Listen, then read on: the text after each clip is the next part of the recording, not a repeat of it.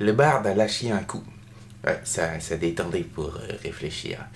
Que faire de ces deux compagnons qu'il appréciait beaucoup? Que faire de ces deux compagnons? En revenant de chier, il alla vers eux. Et soudain eut un énorme mal de crâne. Il sentit une violente douleur traverser son hémisphère droit et taper sur son hémisphère gauche et revenir en vagues successives jusqu'à ce que ce soit insupportable.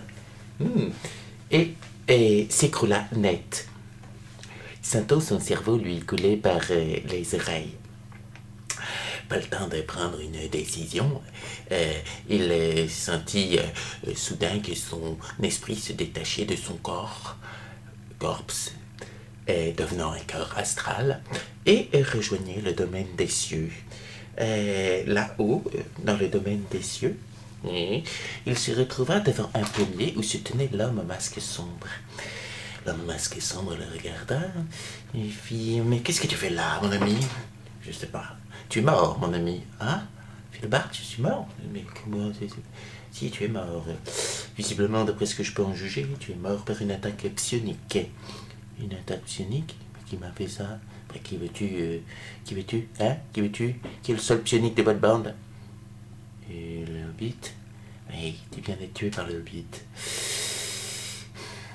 Un psionique, ça ne fait pas que s'attacher. On lui bande les yeux, on lui bouche les oreilles et on lui arrache la langue.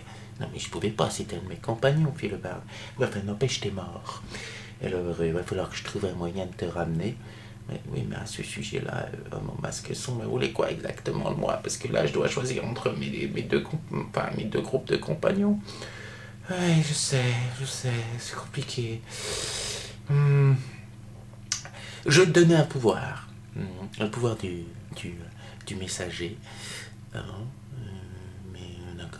Mais où est Plouf, fit le barde, qui était quand même le héros de Plouf. Non, mais Plouf, laisse, pour l'instant, Plouf n'est pas là. Plouf, il est dans l'eau, là, il nage. Je vais te donner le pouvoir du messager. C'est un pouvoir qui est sympathique. Hein? C'est un pouvoir de prophétie. Et cela dit, il y a une implication, c'est que tu vas devenir aveugle. Quoi? Écoute, je te ramène à la vie, je te fais pas perdre de constitution, je te donne des grands pouvoirs, mais enfin bon, en échange, t'es aveugle. Je suis barde, ça m'embête un peu de t'aveugle, puis le barde. Oui, mais t'as pas d'autre choix, sinon tu restes ici dans le domaine des cieux. Et comme t'as pas vraiment connu ce qu'il fallait connaître dans le labyrinthe, t'as pas une ascension qui est tout à fait ultime. Mais si Plouf vient me chercher... Mais Plouf n'est pas là, fit l'homme au masque sombre. Bon, ben, d'accord, Filman. D'accord, qu'est-ce que je fais de ce pouvoir de prophétie? Oh, ce pouvoir de prophétie, ça te permet de voir des choses au loin, de devenir l'avenir, de voir des choses du passé, de contacter des gens. C'est une sorte de super médium, tu vois. Super médium. T'es sûr que tu veux pas jouer le barde? Non, tu veux pas. Aussi le barde, là, plutôt que le beat, non, tu veux pas. D'accord. Allez, va. Le barde ne put que pleurer toutes les larmes de son corps, alors qu'il sentait en lui le pouvoir de la prophétie le gagner. Et, soudain, il se vit que... Il se vit à l'envers. Il se vit à l'endroit. Il vit toutes les couleurs se mélanger, s'estomper, s'effacer, pour ensuite tout à nouveau être dominé par une teinte de rose. Il regarda l'homme au masque sombre, il voyait tout en rose. Je suis pas aveugle. Oh non. Oh ben, moi j'étais une gourée, puis l'homme au masque sombre, bon, tu verras tout en rose maintenant. Tu vois, hein? C'est bénéfice quand même. À moins que, ah non, si, j'ai compris, c'est la vision des auras. T'as la vision des auras. Et pourquoi je vois tout en rose sur le barbe? Ah bah ici, t'es dans mon domaine, hein, tout est rose. Tu serais pas daltonien un petit peu, fait quand même l'homme au masque sombre barbe? Je sais pas ce que c'est daltonien. Ouais, mais je crois que t'es daltonien, parce que c'est pas vraiment rose en fait, mais bon, c'est pas grave. Alors ce que je veux, c'est que tu préviennes tes compagnons. Quoi, qu'est-ce qu'il y a? Pas content, tu veux jouer toi aussi? Oh là là, viens là. Tu préviennes tes compagnons d'une manière qu'ils auraient de sortir de leur bouteille. Comment? Tu vas dire au prêtre nain de trouver tous les objets en platine qu'ils ont dans le manoir qui est dans la bouteille pour qu'il active une pliure dimensionnelle. Le barde a réfléchi un petit peu. Tu demandes que je prévienne mes compagnons grâce à mon nouveau pouvoir pour qu'ils fassent une pliure dimensionnelle alors qu'ils sont déjà dans une poche dimensionnelle. Or, il me semble, cher homme au masque sombre, que une pliure dimensionnelle dans une poche dimensionnelle, ça provoque une sorte de catastrophe pas possible à niveau magique. C'est exactement ce que je veux que tu fasses. Mais mes compagnons ne risquent-ils pas de mourir? Oui, certes, mais eux, ce sont des élus de Plouf ou de moi-même. Ça ne sera pas trop grave. Par contre, le conseil des nécromants, si la pliure dimensionnelle s'ouvre en plein milieu du conseil des nécromants, tu vois le bazar? Tu veux dire que tout ça faisait partie d'un plan ourdi depuis très longtemps? Je suis l'homme au masque sombre. Mais s'il te plaît, Philobarde, où est Plouf? Plouf est dans l'océan. À ce moment-là, le barde eut une vision.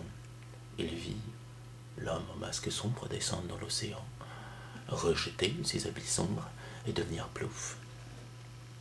Il garda la vision pour lui, se demandant s'il n'avait pas affaire à un dieu à double visage, ce qui était fort possible, et demanda ensuite à pouvoir se reposer avant d'envoyer la vision à ses compagnons.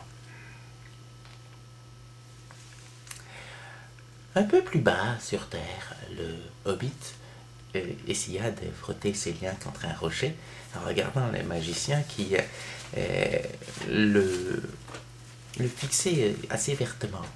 Ben quoi, je n'avais pas d'autre moyen, j'ai utilisé mon pouvoir psy. Et tous les deux fixèrent le cadavre du barde dont la tête était réduite en bouillie. Et le magicien lança un sortilège qui n'avait besoin que de composantes verbales et constata que l'esprit du barde devait rejoindre les cieux. Après s'être détaché, le hobbit détacha son compagnon magicien et tous les deux se posèrent la question, qu'est-ce qu'on fait? Est-ce qu'on retourne dans une cité des géants pour affronter le chef des géants, ou est-ce qu'on va à la recherche de nos compagnons qui sont certainement maintenant aux mains du conseil des nécromants? Le magicien et Hobbit en vinrent très vite à la conclusion que c'était encore plus simple quand même de retourner dans la cité des géants, surtout en profitant des sortilèges d'invisibilité et du nouveau pouvoir du Hobbit pour éclater les têtes. C'est ainsi que nos deux compagnons s'engagèrent dans les égouts. Et Ordon, et pendant ce temps-là, le nain était toujours en train d'explorer les territoires qu'il y avait autour du manoir dans la bouteille. Un petit pré, un petit bosquet, une petite forêt, un petit lac, pas d'ondine dedans ni de nymphes, des truites, des carpes, des goujons et même des brochets. Le guerrier, lui, constata que dans le manoir, il y avait une salle d'armes avec des guisarmes, des becs de corbin, de nombreuses hallebardes, de quoi s'entraîner. La veleuse trouva tout un lot de manuels concernant l'érotisme et la façon de devenir une séductrice experte. Quant au paladin, il trouva des codex expliquant l'art de se comporter dans la haute société. C'était de quoi passer le temps. Oui, mais le temps semblait passer différemment, cela dit, au sein de cet endroit. Et puis il y avait aussi le bébé cyclope qui lui avait décidé de manger toutes les roses des rosiers qui entouraient le manoir. Au bout d'un moment, alors qu'il se faisait bien chier, le nain réunit tous ses compagnons. Bon, ben là, il faut qu'on trouve un moyen de sortir d'ici. Et soudain, le nain s'écroula devant tous ses compagnons. Et la voleuse lui mit une petite claque. Qu'est-ce qui se passe? Mais le paladin lança une détection du mal. Tout hasard, il ne vit rien de particulier. Pendant ce temps-là, là-haut, le barde s'est concentré, sentait du sang rose couler de son nez rose dans cet univers tout rose et imprimé une vision dans la tête du nain. Trouve tout ce que tu peux pour fabriquer une feuille de platine afin d'utiliser ton sortilège de porte dimensionnelle et sortir de là. Puis le barde s'écroula. La semaine prochaine, une catastrophe magique. Et peut-être la fin de la cité des géants.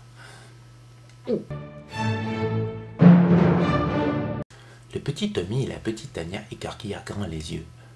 Le bar des morts, vous qui allez tuer des géants dans une cité, et les autres qui vont faire une pire dimensionnelle qui va faire une catastrophe magique. Mais, vous savez, combien d'entre vous s'en sont sortis de vos aventures, grand-père, fit le petit Tommy. La petite Tania versa une larme car, secrètement, au fil de ses aventures, elle était tombée amoureuse de certains des personnages et espéra qu'ils ne mourraient point avant que la quête ne soit complétée. Malheureusement, cela arrive parfois à Donjon Dragon.